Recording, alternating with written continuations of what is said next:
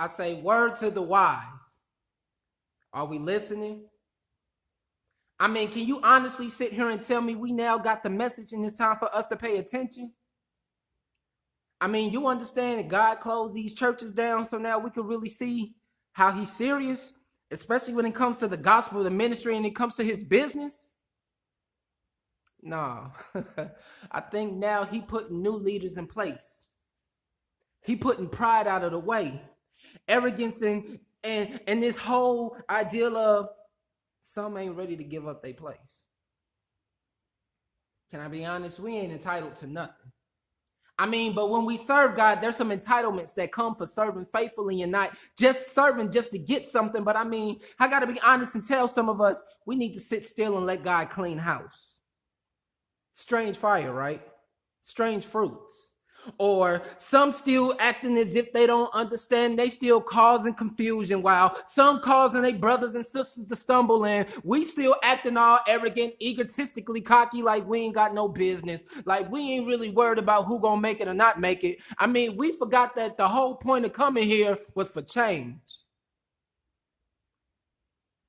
Like a cashier, when you give them a big bill, like a 20, a 50, 100, and then they say, here you go, ma'am, sir, here's your change.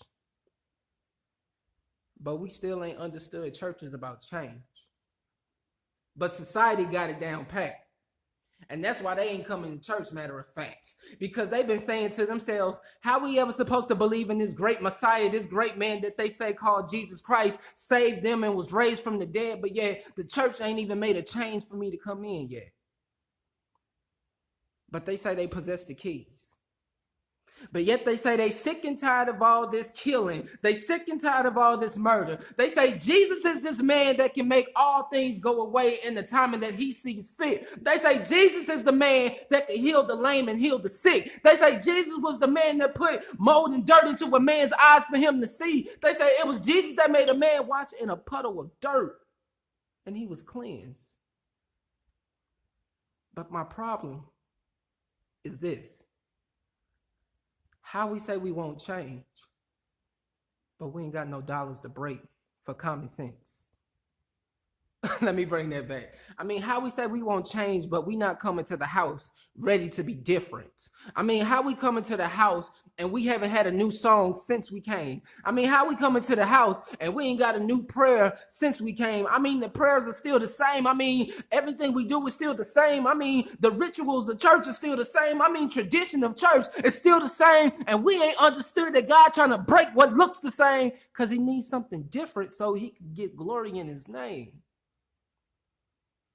Now make that make sense. I mean, the shepherd is supposed to have the flock working so good that he might not need to come down here because he knows that his flock can take care of the responsibilities of the Father's house. I mean, I thought we supposed to be ready to do what God called us to do. In this time, the church doors should have been way open so people could really understand what God was ready to do. I mean, when it came to Noah and the ark, imagine how his family and the animals that came in by two were saved and able to reproduce and recreate all over again when God got done with what he had to do. Now picture this. This coronavirus is just like us now. We're in the ark, waiting for everything to cease so when all dry land is exposed again, God could use the church to get in and really do his business the way it was supposed to in the beginning.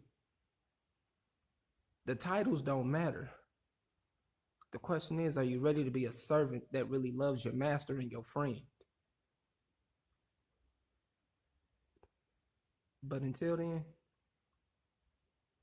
dear church,